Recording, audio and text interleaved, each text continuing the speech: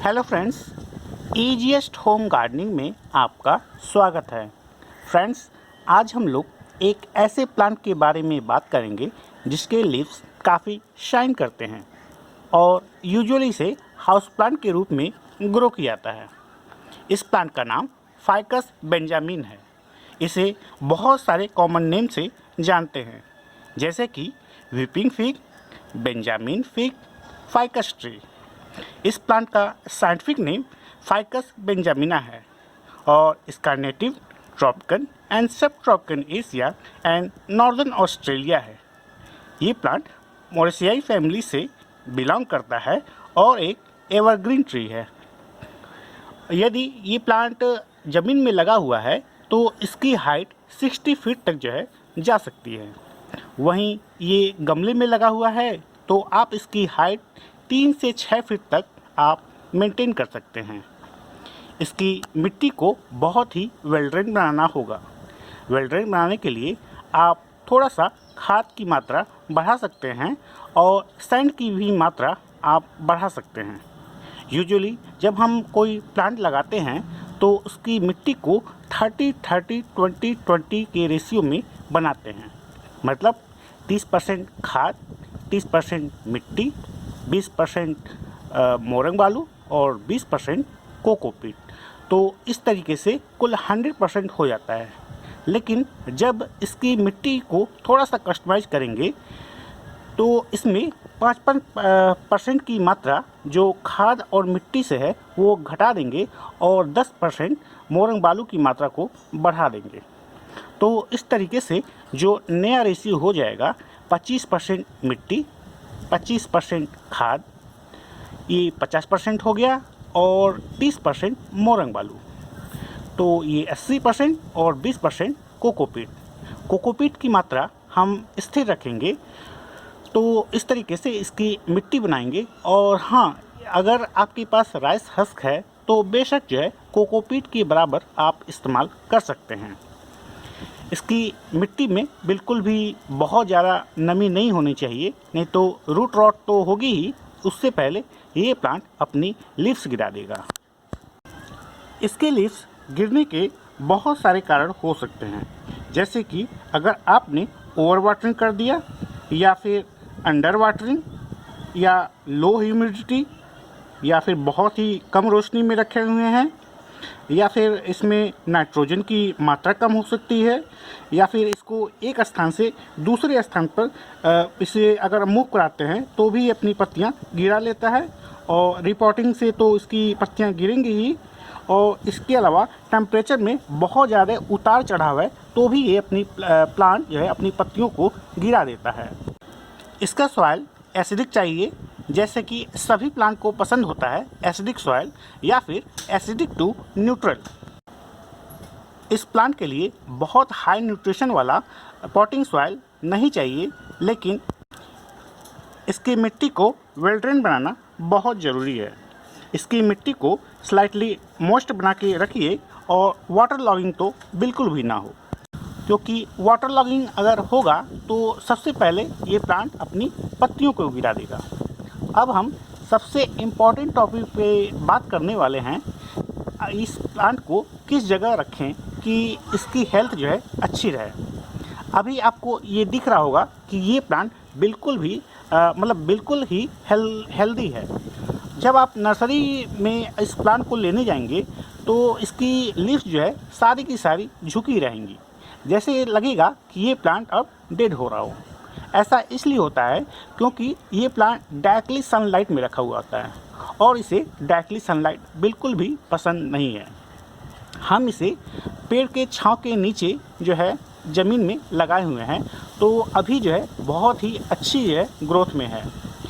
ज़मीन में जब कोई प्लांट लगा हुआ होता है तो इसकी केयर बहुत ही कम करनी पड़ती है, लेकिन इसका लोकेशन चूज़ करना बहुत ही इम्पॉर्टेंट होता है। यदि प्लांट गमले में लगा हुआ है तो इसकी विशेष केयर करने की ज़रूरत पड़ सकती है, जैसे कि अंडर वाटरिंग हो गया या फिर ओवर वाटरिंग हो गया, लो लाइट, हाई लाइट। इस तरीके से बहुत सारे कंडीशन है जो कि गमले में लगे होने की वजह से आपको ज़्यादा केयर करना पड़ता है। यही नहीं, कोई भी प्लांट को यदि आप गमले में लगाते हैं तो उसमें विशेष केयर की ज़रूरत पड़ती है। तो मैंने इसे जो है ऐसी जगह लगाया है जहाँ पे पूरे दिन की लाइट आती है इनडायरेक्ट, और यहाँ पे सिर्फ मॉर्निंग की ही सनलाइट जो है डायरेक्ट मिल पाती है, वो भी बहुत थोड़ा सा, और बाकी दिन भर जो है 7 से 8 घंटे इसे ब्राइट सनलाइट जो है मिलती है।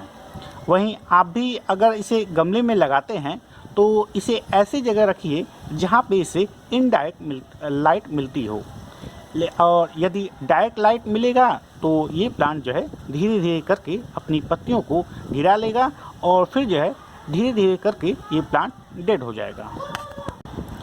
टेम्परेचर और ह्यूमिडिटी की बात करें तो इस प्लांट के लिए 18 से 29 डिग्री सेल्सियस इसके लिए बेस्ट रहेगा, और यदि ये इंडोर लगा हुआ है तो हाई ह्यूमिडिटी की ज़रूरत पड़ सकती है। तो हाई ह्यूमिडिटी के लिए आप अगर रूम में लगा हुआ है तो एक ह्यूमिडिफायर का यूज कर सकते हैं, या फिर बहुत सारे प्लांट्स के बीच इस प्लांट को रख दीजिए तो भी ह्यूमिडिटी का लेवल है वो मेंटेन हो जाएगा। और तीसरा तरीका ये है कि आप नियमित तौर पे आप स्प्रे करते रहिए ताकि ह्यूमिडिटी का लेवल जो है वो मेंटेन हो सके। और चौथा तरीका ये है कि आप जो है इस प्लांट को एक ट्रे लीजिए, उसमें पेबल रख दीजिए और फिर पानी डाल दीजिए, और जो गमला है वो उस पेबल के ऊपर रहना चाहिए और पानी उसे टच नहीं करना चाहिए। तो इस तरीके से ह्यूमिडिटी का लेवल जो है इस प्लांट के लिए मेंटेन हो जाएगा। इस प्लांट को आप मैग्नीशियम रिच जो है फर्टिलाइज़र दीजिए। गर्मियों में आप महीने में सिर्फ एक बार जो है इसको फर्टिलाइज कीजिए, वहीं विंटर में आप 2 महीने में सिर्फ एक बार जो है फर्टिलाइज कर सकते हैं। अगर ये प्लांट बहुत ही हेल्दी है तो बहुत ही तेज़ी से ग्रो करता है, और इस तरीके से इसको प्रत्येक साल जो है रिपोर्टिंग करने की ज़रूरत पड़ सकती है यदि गमले में लगा हुआ है तो। और इसकी बहुत सारे टाइप्स हैं, जैसे कि फाइकस बेंजामिन, और इसकी 2 वैरायटी है, जैसे कि फाइकस बेंजामिन वेरीगेटा और फाइकस बेंजामिन स्टारलाइट। तो ये दोनों ही वेरीगेटेड में है। और जो इसका अगला टाइप है फाइकस इलास्टिका, जिसको कि हम रबर प्लांट के नाम से भी बोलते हैं, और इसमें भी आपको 2 वैरायटी मिल जाएगी, फाइकस इलास्टिका रोबस्टा और फाइकस इलास्टिका डेकोरा। और जो अगला टाइप है इस प्लांट का फाइकस लिराटा, ये प्लांट जो है जिसकी लीफ जो है वायलिन के आकार की होती हैं। तो इस तरीके से ये जो प्लांट है वो 3 टाइप का हो जाता है। और जैसे कि हमने बताया जो पहला टाइप है कि इसमें भी 2 वेरीगेटेड वैरायटी भी मिल जाएगी, और जो फाइकस इलास्टिका है उसमें भी 2 वैरायटी आपको मिल जाएगी। और इसके प्रोपगेशन की बात करें तो इसका प्रोपगेशन बहुत ही इजी है, यहाँ तक कि इसके प्रोपगेशन में किसी भी तरीके का रूटिंग हार्मोन की भी ज़रूरत नहीं पड़ेगी। आप सिंपली 3 से 6 इंच का कटिंग लीजिए, उसमें आप रूटिंग हार्मोन लगाइए या ना लगाइए, लगा देंगे तो और भी बेस्ट रहेगा। और फिर जो है नीचे से लिफ्स जो है निकाल लीजिए, ऊपर जो है कुछ ही लिफ्स जो आप छोड़िए।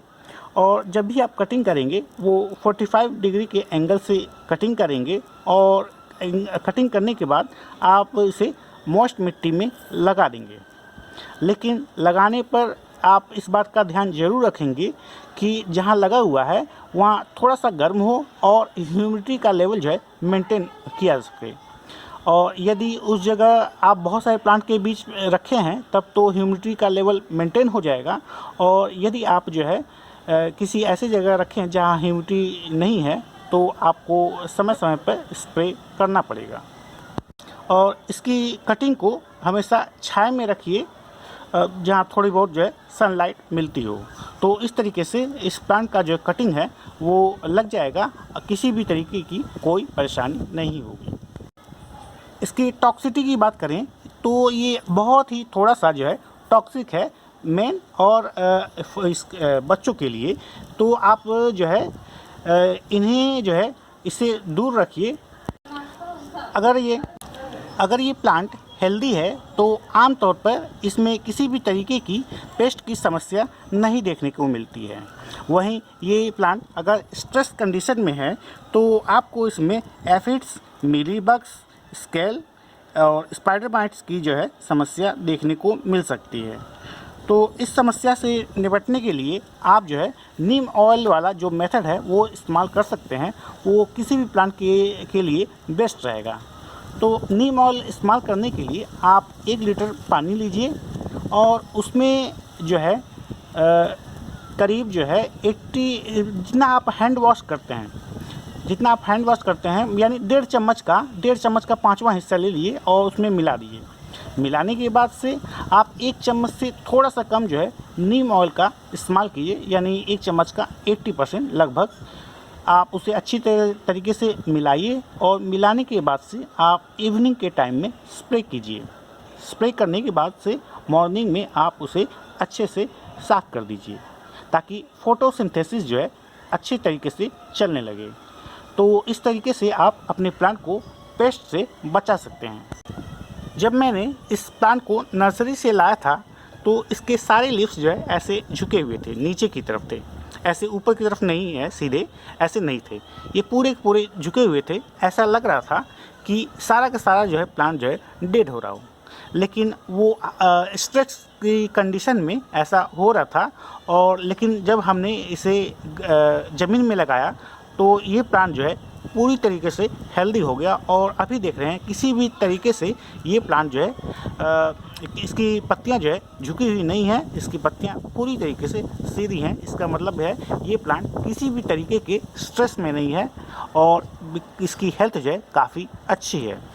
और अपनी इसी सेंसिटिविटी की वजह से इस प्लांट को हम वीपिंग फिग के नाम से बोलते हैं, क्योंकि ये जो है किसी भी तरीके का स्ट्रेस हो तो तुरंत जो है अपनी पत्तियों को गिरा लेता है। जैसे कि आपने बहुत ज़्यादा पानी डाल दिया गमले में, या फिर आपने अंडर वाटरिंग किया, या फिर बहुत ही कम लाइट में आपने इसे रखा है, या फिर आप ऐसी जगह रख दिए हैं कि ह्यूमिडिटी का लेवल जो है वो मेंटेन नहीं कर पा रहा है, या फिर आप जो है रिपोर्टिंग किए हों तो फिर ये प्लांट जो है शॉक में चला जाएगा, और या फिर टेम्परेचर का बहुत ज़्यादा उतार चढ़ाव हो तो भी जो है ये प्लांट अपनी पत्तियों को गिरा लेगा। तो इस तरीके से बहुत सारे कारण हैं जिसकी वजह से ये प्लांट जो है अपनी पत्तियों को गिरा लेता है अपनी इस हाई सेंसिटिविटी की वजह से। यदि प्लांट ज़मीन में लगा हुआ है तो ज़्यादातर किसी भी प्लांट के लिए किसी भी तरीके की कोई केयर करने की ज़रूरत नहीं पड़ती है। मैंने इसे, ये 2 अशोक का पेड़ है, एक यहाँ पे है और एक यहाँ पे है, तो इन दोनों के बीच ही हमने रखा है। क्योंकि फ्लावरिंग प्लांट अगर हम लगाते हैं यहाँ पे तो उसमें फ्लावरिंग नहीं होगी, क्योंकि ज़्यादातर फ्लावरिंग प्लांट के लिए धूप की ज़रूरत पड़ती है। तो इसलिए मैंने इसे यहाँ लगाया, क्योंकि यहाँ पे बिल्कुल भी धूप नहीं आती है। मॉर्निंग की आधा घंटा बहुत ही हल्की फुल्की ही सनलाइट मिल पाती है, और इसके लिए ये एक आइडियल जगह है जहाँ पे ये बहुत ही अच्छी तरीके से ग्रो करेगा। इस प्लांट से आप बोनसाई भी बना सकते हैं। इस प्लांट को बोनसाई बनाने के लिए बहुत ही ज़्यादा यूज किया जाता है।